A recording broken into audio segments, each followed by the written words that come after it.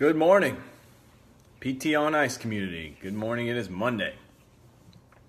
We are into June, well into June at this point. It's still raining pretty much every day here in New Jersey, so my theory that things are a month behind, I'm still pretty convinced that holds. I just kind of keep believing that the seasons have changed. I don't know if this is happening everywhere in the world, but I feel like we're 1 month behind. So this whole idea of like April showers and May flowers and all this, actually maybe we're 2 months behind because we've got like June, now the beginning of June showers, but May, man, it rained every day.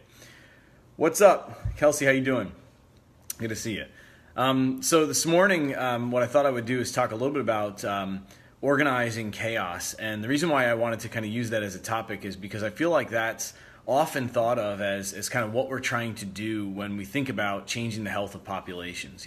We're talking about sort of disparate data points and lots of information and lots of different angles, right? I mean, things that are coming at us from all different angles and kind of having to deal with it and just roll with it and still make something out of it. So that's kind of the topic du jour. We're going to be covering that a little bit today in my 15 minutes or less. So I'm going to go ahead and get the clock started. So first thing to know is that we've got kind of typical announcements. That's how I would start with organizing my own personal chaos. So using this morning as just to make sure everybody's aware of a bunch of different things that are going on. The first thing that's going on that we should everybody needs to know is that the ice virtual ice thing is still going, still enrolling. I think until like the 26th. So just kind of keep that in the back of your mind if that's something that you're interested in. Really, really good content. I was impressed by that last year, able to kind of take part of that as an instructor. So super cool. Lots of really passionate folks talking about content they care about and also bringing some of the latest stuff. So that's out there. Of course, the course schedule is crazy. There's courses everywhere. Lots of good ones coming up. I know the adult athlete with Christina and Dustin is looking like that's starting up. So check out that if that's something you're interested in. And then also for us in July, we strike up our next cohort.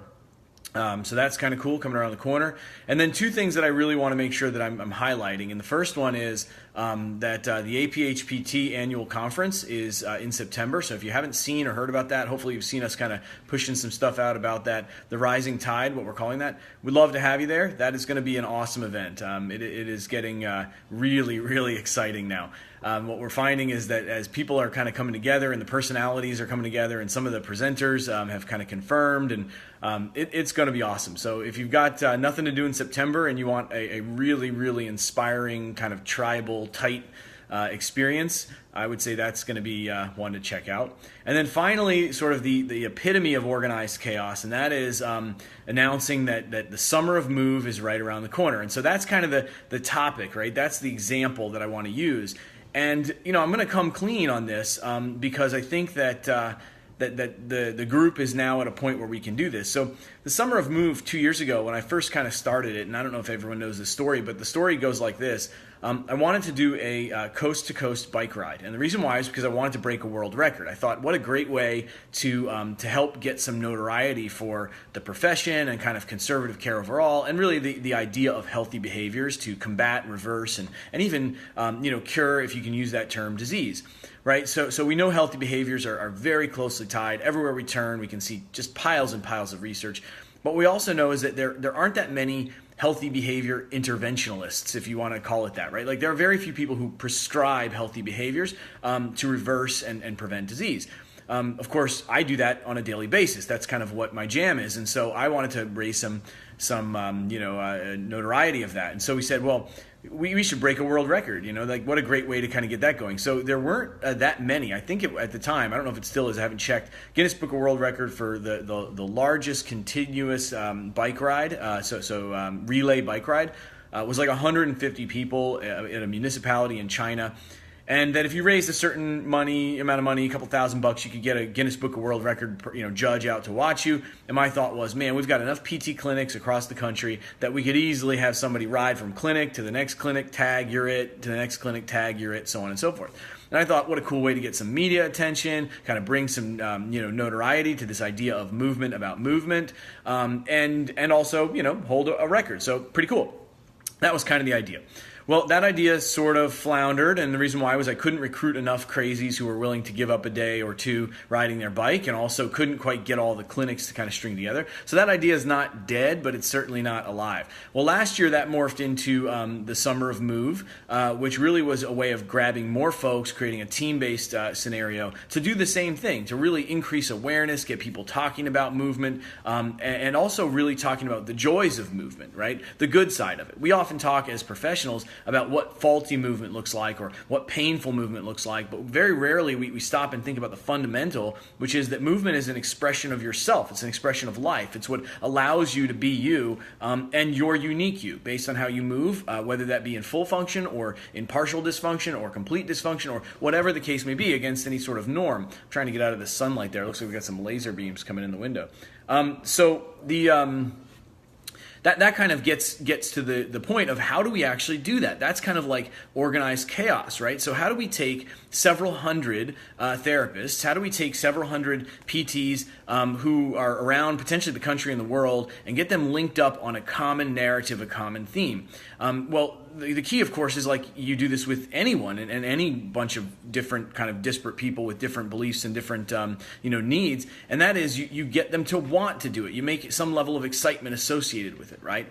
And so last year what we did is we created little teams and we started to play for charity, right? Because it's not about money raising for the winner. It was about doing something good and enjoying your summer and really making, giving a focal point on healthy movement.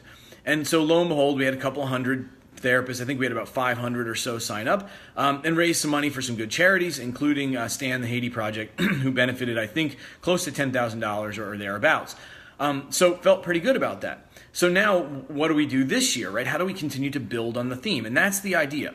This is your classic population approach, right? The way that we do it is we build on the theme by adding a little new wrinkle, a little iteration into it, by grabbing and expanding and getting more folks into the mix, into the tent, into the tribe, so to speak, and continuing to make it a rewarding experience without it being an onerous one. So a couple of things that we know are absolutely critical there, right?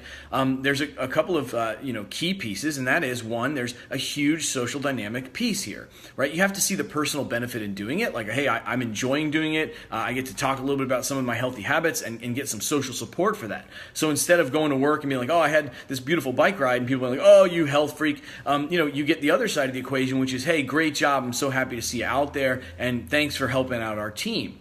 So that shift in kind of the the brain component, like, hey, I'm getting positive affirmation associated with doing something good and healthy for myself. That feels good. The brain lights up a little bit. Now I want to do it again. That's the concept. That's one thread of the chaos, right? How do I handle the personal, get over the hump and feel a positive benefit? How do I want to do this and want to talk about it, right? Because if I want to talk about it, we got to get it to spread. We got to get the message out to other people. Then how does that positive energy recruit others to do things, to maybe push themselves a little bit?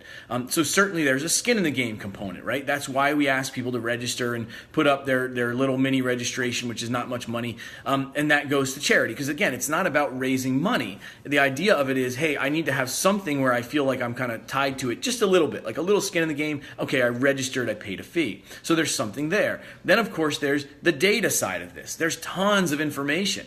And showing people sort of trend lines and explaining kind of the journey and how it's gone from point to point and where they started and where they're winding up, that's powerful stuff. Because what does that do? That allows me now to believe that I can do it. Now all of a sudden it's like, hey, we're actually doing this. Like, this isn't just me talking about it or saying I want to do it or resolving to do something. I'm actually doing it.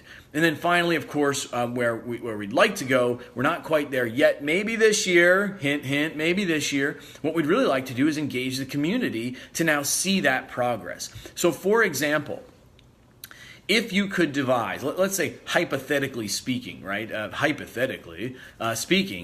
If you could devise a very simple battery of tests that would give you an idea of your physical function and how that extrapolates out to your health, right? Like, let's say if I polled, 500 PTs on social media and said, hey, what are some very simple, very quick tests that you could do in your clinic for just about anybody who walked in the door that would give them some profile of their health, right? Some idea of kind of where they stand, and something that could be repeatable and low cost enough that they could do it again, maybe 6 weeks later or so, or by the end of the summer, and they could actually see progress and feel good about themselves. What would that do? Well, for your business, there's some chaos there, but let's be honest, what that would do is that would create you as a focal point in the community of people who have such information and can help.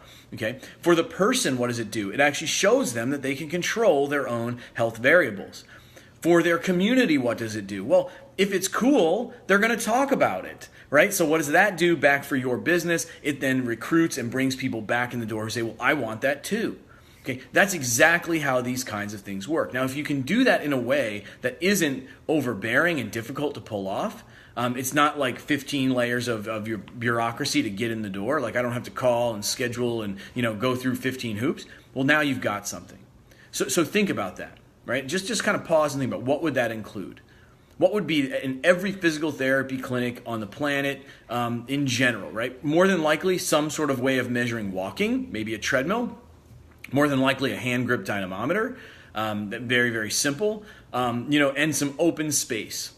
So if I was to say to you, hey, measure these 3 tests, the ability for a person to get on and off the floor, the ability for a person to do a 6-minute walk run or a 12-minute walk run type test, or a step test for some kind of physical abilities, and measure their grip strength.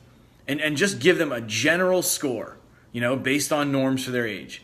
Do you think that would be valuable enough for them to talk about? Maybe they talk about it with their family.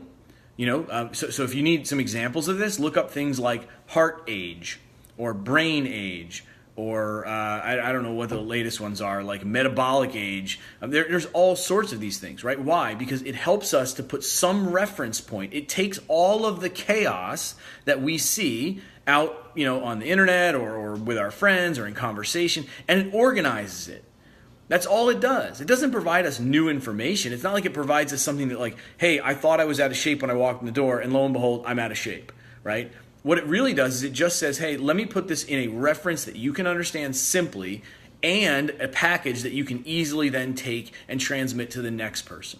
Something that you can talk about. Hey, I went into my PT's office and I did the quick screen and I scored a B, right? Now, is that the end all be all? No. And so when we get, I'll get pushback, I'm sure, from this video. Someone will email me or text me like they always do about like, well, we don't have data that says that there's a validated screen that, can prove everything under the sun. Like, yeah, you're absolutely right. No kidding. Okay. But did that start a conversation? If it did, it was highly valuable. And I'll take that every single time. And I think that's the part that we're sort of missing. We kind of get deep into ourselves a little bit, and we're trying to organize chaos for that one thing, that magical battery that like proves everything, or that one test that says everything. And what I'm going to tell you is no. Go back to previous episodes where I've talked about phenomenological, scenarios, right? The phenomenon of a person who wants to do something about their health, they self-select, you give them some information that makes some sense out of it, that organizes the chaos in their brain of their life, okay, and then send them back on their way. More than likely, they are now a step closer to actually doing something, to preventing, reversing, or even curing disease. And so Summer of Move is an example of that. And you'll see more of that in the next couple of weeks. If you are not aware of what this is, if I'm talking about stuff and you're like, I've never even heard of this, it's entirely possible. I will put a link in the comments next of how to register, like the first step in registration. I sent that out on, I think, Friday of last week. But what this is a very simple concept. If we want to be experts, right? If we truly want society to look at us and say, oh, those are the movement people, or in my mind, those are the conservative care people. Those are the people who tell me, guidelines on eating and moving and sleeping, and they help me to connect with other peer groups, and they give me skills against the stressors in life, some resilience, right? If we want to be those people, then we've got to be able to get people talking about this as a positive thing, as something they want to do, as something they enjoy doing. To me, that is the exact opposite of the concerns that we all have about adherence and compliance, right? Like, how do I get my patients to adhere to their home exercise program? Well, here's how you do it. You get them to want to do the home exercise program, right? You get the psychology to change where they go back and they go, hey, you know what? Like, I love doing that. Like, I enjoy that. That's like my time. I'll fight to the death over that thing, you know? Like, that's my 5 minutes or that's my 10 minutes. Not like I've got to do it because if I don't do my exercises, I'm not going to make a change and blah, blah, blah, blah, blah. And we've got an entire ecosystem of products and people and trying to figure out ways to trick people into doing their home exercise program. How about we just change the script on it, organize the chaos in their brain so that they walk away and go, man, I feel so damn good when I do that. I would do that every day if I could. I'd do that every 5 minutes if I could. Okay? That's the main difference. And I think what that does is that allows us then to take the show and broaden it out. So that's kind of the very simple thing. What I'm going to kind of finalize there in my last minute, what I'm going to sort of put the final stamp on this is that in general, for the most part, that is what prevention health promotion therapists who are going to be at the top of the game, that's what they do. I mean, at the end of the day, that's what they do. They look at a wide variety, a wide array of variables, okay? And they look at all of the phenomenon associated with all of those variables and then organize those variables into some kind of a reasonable plan of attack. Is it the perfect plan of attack? No, probably not. Okay, they're human. All right, second thing that they do is they don't wait until they've got the perfect plan of attack. They say, great, this is an angle that we can kind of get in there and make some change. Good. Okay, now, and then once we're in, then we broaden it out, okay, and we start to look at other variables that we can affect. And what's beautiful about this, and I'll just kind of wrap it up because my watch is about to beep, what's beautiful about this is one variable plays on the next variable, which plays on the next variable, and so the whole thing winds up kind of, sort of 1 + 1 = 3 kind of a scenario. It becomes an exponential curve as opposed to linear.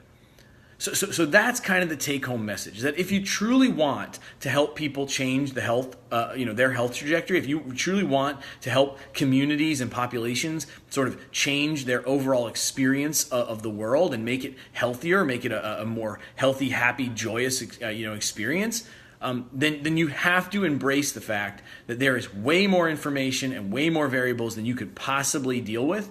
So your number one goal every day is organize that chaos. And when you do, if you're good at it, if you are good at organizing chaos and looking at lots of different variables, you can make major change.